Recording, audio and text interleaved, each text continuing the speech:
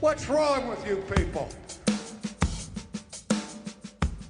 Welcome to Not Another Baptist Podcast. My name is Matt Hensley, the Associational Mission Strategist for the Collin Baptist Association, and still hanging on for dear life in first place, half a game ahead of the Texas Rangers of the two-time World Series champion, Houston Astros, joined, as always, by Dr. Kyle, non-alcoholic beerman, fan of the second place Texas Rangers and zero-time World Series champion. That is true. One strike away a couple of times, one out away, whatever. Anyway, Kyle, how are you doing? Because you have such great news to share, because you are more than 24 hours away from seeing your bestest in the universe friend. Yeah. We'll see. I have a lot of emotions coming up over that. I'm about 24 hours away from leaving Lubbock and driving across the blessed state of Texas to come see you. Actually, that's not why I'm driving across the state of Texas. I am coming to see you, but then I'm doing an association event for the Unity Baptist Association, Steve Brazel, and down at Piney Woods Camp in Southeast Texas.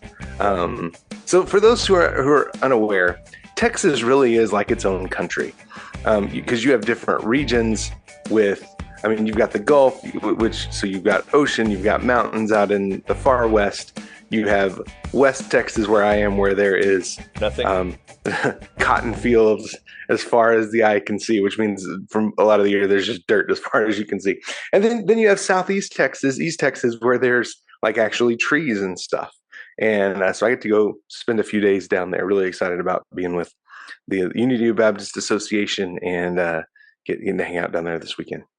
Well, while you are traveling, there will be moments along the way, because, as you mentioned, this is a nation, and it's one of the largest nations in the world. That's right. And you will be searching for gas at times, maybe even a bite to eat. Well, maybe like I still, eat breakfast before you leave or something, and then we'll just do lunch. But anyway, you'll be searching for things along the way, maybe a little bite to eat, a little cup of coffee, whatever it is. But if you're searching for a college that will encourage you to live your faith, you'll definitely want to visit Texas Baptist College.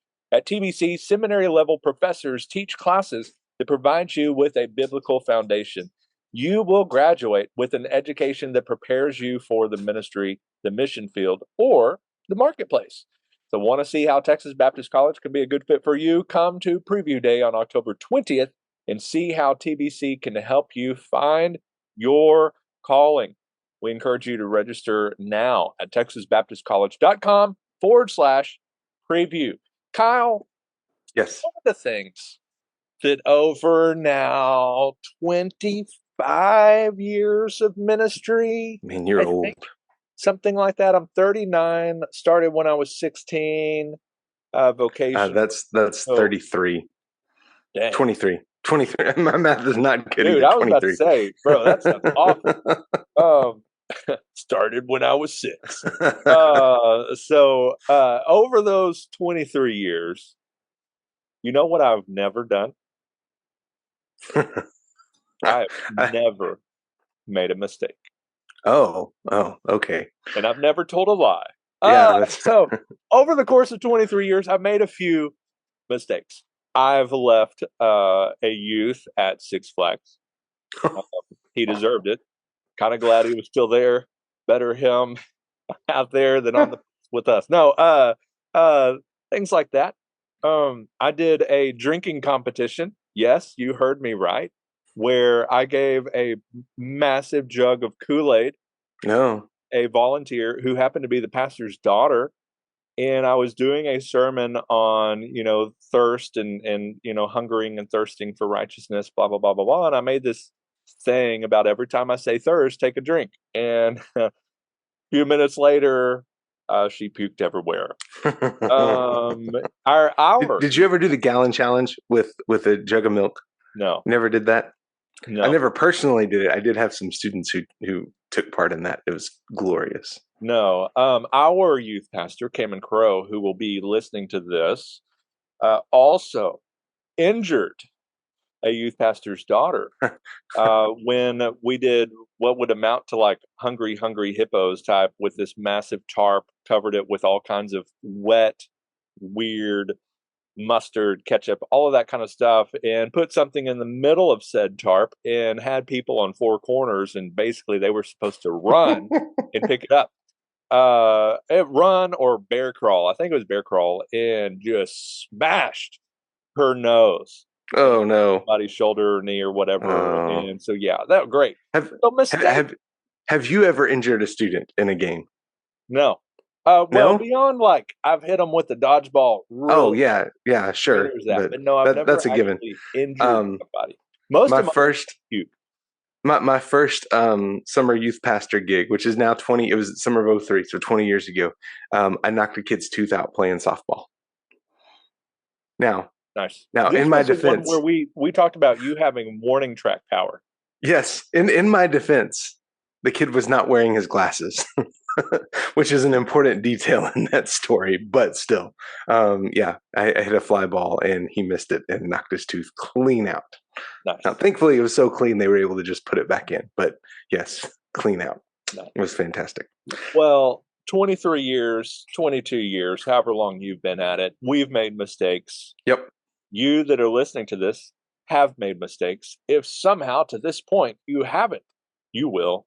And so today we're going to be talking about kind of what to do when you make a mistake. We're not going to talk about making a mistake and encouraging you to do so, but knowing that you will, knowing that you have, knowing that you might even be in the middle of one. How do you respond when you make a mistake? When there's something you overlook, when you miss somebody, whatever it might be. And so we've shared a few kind of funny ones. We've shared on the pod before when we've talked about patriotic holidays. Yeah. That's also something that this was some shared responsibility. Pastoring Mayhill Baptist Church, one of my very first Sundays, and one of the first baptisms that church had in years at that point, actually our first two baptisms. And so I'd been there about a month at this point. I was driving back and forth at the time from San Antonio and coming up, and about half of our stuff was in Carlsbad, I think. And that was where my mind was on this particular Sunday that just so happened to be Memorial Day. And I proceeded to lead that service like any other service. We sang 3 or 4 songs, probably 10,000 Reasons 4 times. And then I preached my sermon. I did my baptism. We closed it out, and that was it. Not a word was said about Memorial Day. Not a song was sung about America. Not a pledge was pledged. Anything, nothing. No comment, no anything, nothing at all. Now, some people, the RPW friends that might be listening in, are probably like, amen, good job, Matt. Some of you know what happened because you've been there, or maybe you've overlooked it, or you've tried to lead a church maybe away from being a little too patriotic. Now, why I said some shared responsibility.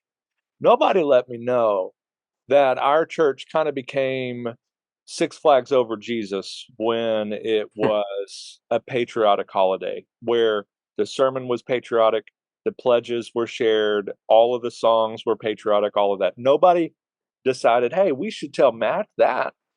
And I had come from churches that really didn't do a whole lot for patriotic holidays. I would share it in a sermon illustration, stuff like that, or let's stand if you lost a loved one, that kind of a deal. Sure. That was just all I ever knew. But that doesn't really matter because I didn't know it was Memorial Day. And so we completely ignored it. And I found out the next day that I was a demon-crat and that I was what was wrong with this country. Now, Bart would probably say yes to that. I would agree with you Bart. You would probably agree and so forth. And now what do I do then? Do you dig in? Do you fight? Do you argue? All of that. So setting that up, you've overlooked somebody's anniversary. You forgot to open the fellowship hall for a 90th birthday party, right? Something big. Very important.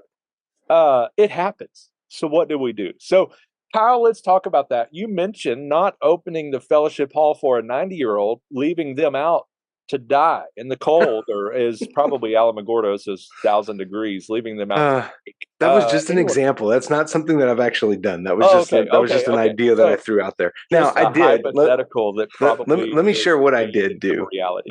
Let me share what I did this summer. All right, so I'm no longer a pastor, but I am on staff, and a group of senior adults were having a movie night at our church, and so they've asked that someone from the staff just kind of be there to start the movie, make sure all the technical stuff works. And this was my turn.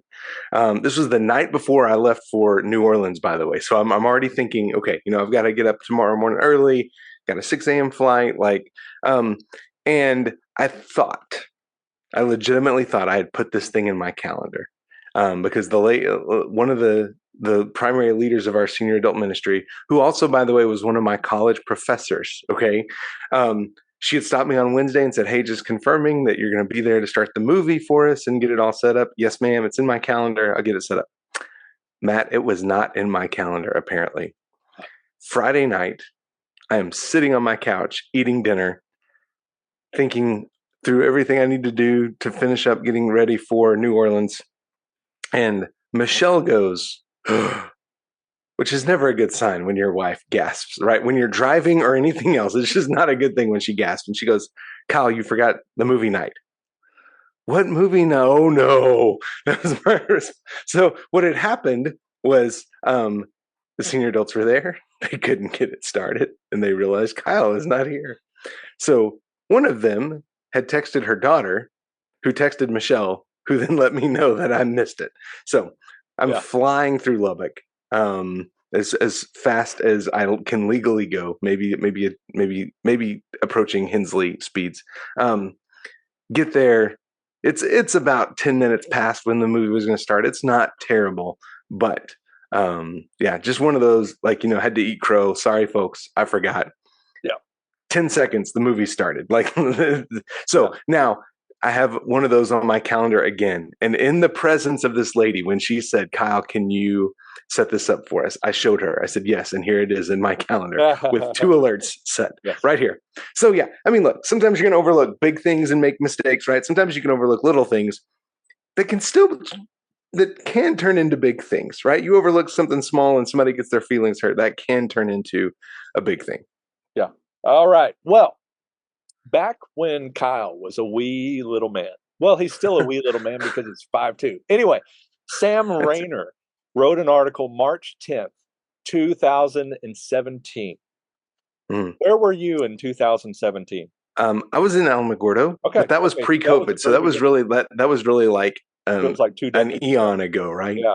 Well, what do you do when you make a ministry mistake? March 10th, 2017. You blame someone else. You blame someone else. Number one, apologize with an excuse. Just kidding. I was way off. So we're going to do, here's 4 things you need to do when you make a mistake. Number one, apologize without an excuse. No ifs, ands, or buts. "I'm sorry, but no. I'm sorry if, no. I'm sorry, however, no." All of those are wrong. Sam says those aren't apologies, those are political postures. And so when you make a mistake, the first thing you have to do is just own it. Like Al said, eat the crow necessary. "I'm sorry, period, full stop. I'm sorry." And maybe how you have hurt them. All right. I'm sorry I missed it. I'm sorry I blew it. I'm sorry I this, whatever. If your mistake involved just those ladies, apologize to those ladies. If your mistake affected the entire church, apologize to the entire church. And so apologize without excuse. Kyle, why is it important not to follow your apology with a but or an if or a however? Yeah, so often that shifts blame right back onto, oftentimes back onto the person to whom you are apologizing, right? So we see this a lot in the political world and just kind of in life in general. "I'm sorry, if people were offended, right? And really, that's not saying I'm sorry for what I did. That's kind of saying I'm sorry that you're so sensitive that your feelings got hurt so easily, right? So really, that's putting it back on the person. Don't do that. And look, quite honestly, even if like you mentioned earlier, even if there is some shared blame to go around, for honestly, it doesn't do any good. Just own it. Just say I'm sorry. Like I dropped the ball on this. I messed up. And I like his approach to that. If it's to two people, apologize to them. If it's something that involves the whole church, apologize. And look, I think we've both been there where in business meetings we just had to kind of say, hey, we didn't, I didn't handle this thing right. Our committee didn't handle this thing right. Sorry. We're going to fix it. It won't happen again. Yeah. Most of the time, I would say 99% of the time, that's going to be the end of it, right? If you can just own it and say, look, I messed up. We're going to learn from this and we're not going to make the same mistake again. Yeah. Most of the time, that's where it stops. Yeah. And I think you earn some credibility when you don't try to pass blame. You just, look, nobody knows. Everybody knows you're not perfect. I don't think they expect you to be perfect. But that doesn't give you an excuse to not accept responsibility when you've messed up in some way. Yeah.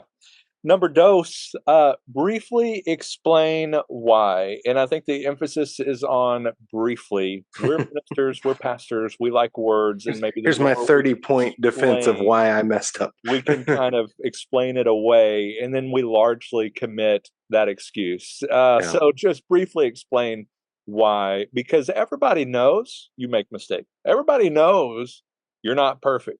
Yeah. And you're not going to get a whole lot of sympathy when you just try to, do this, right? It doesn't help your cause, whatever. People are going to understand. But after you apologize, I'm sorry, full stop, explain why. Like, hey, I am sorry. In the case of Matt Hensley, several months ago, we had sold our building and we're preparing to move, and we had ice that was coming in. And I was trying to load up all of my books. As you know, that's far too many. I know that doesn't exist for some people, but in this moment, it was far too many to load in a day. And so we kind of on a whim just went out and hired movers, got it taken care of, and full stop. Like we moved on. And I didn't follow any procedures of things that were over certain levels of expenses, all of that kind of stuff. And so that caused some consternation and things that I had to explain. And so my apology was, I am sorry. I messed up. I'm sorry. Please forgive me. This is why. Ice was coming in. We had less than a day to get out of here. We were desperate. I did it. I'm sorry. Won't do it again. And that actually leads into the next one, offer a corrective path forward. In the future, I would like, there to be a clear-cut amount that I can spend over, above, whatever, without approval, that kind of stuff. So anyway, that is a simple example of somewhere where I've messed up, owned it, gave a brief explanation of why. This is why I did it, and I'm sorry, and move on. So in the future, I would appreciate if you would just blindly trust me with all major decisions. 100%. Don't ask any questions. Yeah, that's the corrective path that we would encourage. Just blindly trust. Just move on. We're not in any issues in the SBC because of that. So that's right. Briefly explain why, Kyle. Why shouldn't you camp there and just explain and just give your 30-point defense, giving an exposition about why you did what you did. Yeah, I think that goes back to the first point, right? It almost seeks to shift blame, certainly away from you, but in some cases onto the other person. You just need to understand how busy I am, and that does a couple of things, right? That shifts blame, but it also really devalues the person that you're talking to. It's I had so much going on, and even if you don't say it, and I hope you don't, but the underlying message there is you weren't really important enough to be a priority here, right? So look, if you got distracted, so I'm so sorry. We had a birthday party this afternoon, and I just overlooked it. Nice. Usually that's enough, right? Look, like I said, you're busy. We understand that. I think your folks understand that. And quite honestly, they want you to be busy. They don't want you to just sit around twiddling your thumbs for 6 days out of the week. But you don't have to present, your Alexander Hamilton level defense for why you did what you did. Just explain, I'm sorry, this happened. And then, you mentioned the corrective measures. And this isn't going to happen again. Like I said, when the senior adult leader approached me, I showed her, I'm putting this in my phone right now. Here are 2 alerts that are going to let me know that it is time to come and start the movie for you. When you offer that corrective path forward, which is number 3, you're building trust. You're building some accountability too. He makes a final paragraph where it kind of ties all of this together. If you're making the same mistake over and over and over, clearly you haven't corrected anything. You haven't learned from your mistakes. That's when it does become a true failure of leadership. But if you make that mistake, you apologize and you share, this is how we're going to try not to do this again, whatever it might be. And so that's number 3. We've kind of talked about that. Number 4, man, don't dwell on it, bro. Yeah. You're not perfect. You ain't Jesus. You make mistakes, and don't look back, man. Move down that corrective path, move forward, move onward, upward, all of that kind of stuff. Don't just keep looking back and wallowing on your mistakes. I mean, that, some may even bring it up, all of that kind of stuff. That's going to happen. But once you've owned it, it's time to move on, right? Yeah. So if somebody mentions it, Sam says a simple thank you is all you need to say. When we did the Memorial Day thing, I mentioned if somebody was to bring up like a patriotic holiday, hey, remember Independence Day is coming up, or remember Veterans Day is coming up, or Flag Day, or New Mexico Independence Day, whatever. Thanks, like great, thank you for helping me not make that same mistake again, and move on. Don't dwell on it. Don't worry about it. So Kyle, kind of wrap us up here. Why not dwell on it? Why not just stay stuck in the past and how terrible you are of making this mistake of not opening the door for little old in her birthday party? So where corrective measures will build trust, this will deteriorate trust. And I was trying to think, like, why would you keep bringing that up? You might have other people who keep bringing it up, folks who wrestle with bitterness. Maybe in like a self-deprecating way. I don't know. I'm trying to wrap my head around why you would do this. But look, this more than likely was not your first mistake. I guarantee it's not going to be your last mistake in ministry, right? So you're going to have other opportunities to own them, to apologize, to offer corrective measures. You don't have to keep bringing up past mistakes. In rare cases, like maybe it becomes a running joke. Oh, better not get Kyle to start the movie, or else, we're going to be waiting on 30 minutes.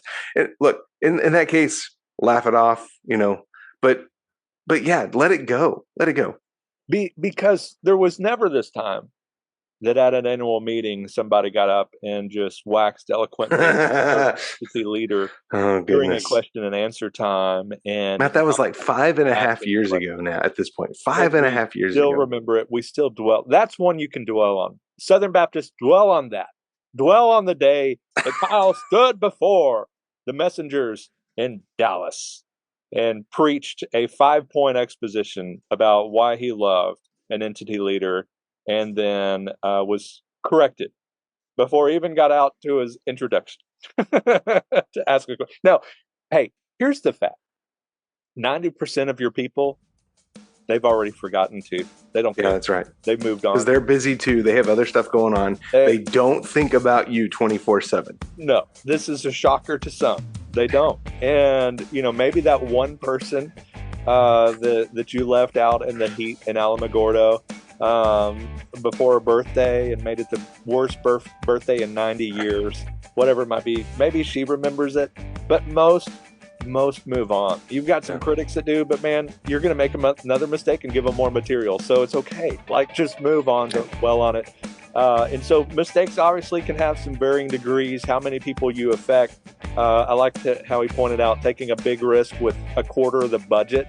is completely different than trying something small with just a few people. Like if you completely bankrupt your church, that's probably something that's going to that might be one that's not recoverable after that. Yeah, you might. Yeah, you might own that all the way to the employment line. But hey, apologize. Explain why. You know, you might even explain, especially if it's kind of in the right scenario, explain at a business meeting maybe how you're going to avoid that happening again. You know, with our operating board shared, you know, here's our kind of rails, so this isn't going to be an issue anymore. All of that kind of stuff. That's going to sell all his books, so that will never happen again. Yeah, my wife would like that because it's in our garage. But don't be afraid to make a mistake because it's gonna happen. You just need to own it, brothers and sisters that are listening in this. There might be leaders in the ministry too. So, Kyle, why don't you send us out? All right, I'll try not to mess this up. Until next time, may your coffee be as black as night and as bold as the gospel you declare. What's wrong with you people?